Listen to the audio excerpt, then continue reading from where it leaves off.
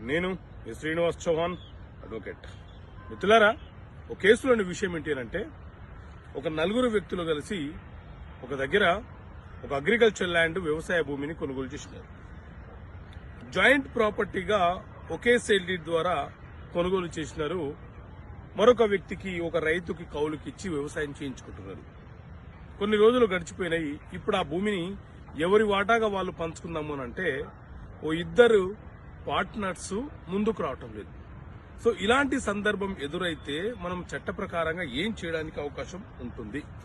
So మిత్రులారా, సాధారణంగా partition suit అంటే ఏమనుకుంటాము అంటే, వారసత్వంగా వచ్చే ఆస్తి ఏదైతే ఉందో ఆ ఆస్తులను వారసులందరూ సమానంగా బాగా పంపిణీ చేసుకోవడం కోసము మనం న్యాయస్థానంలో పార్టీషన్ సూట్ అనే కేసు ఫైల్ చేస్తుంటాం. అదేవిధంగా జాయింట్ గా ఇద్దరు కంటే ఎక్కువ మంది ఏదైనా ఒక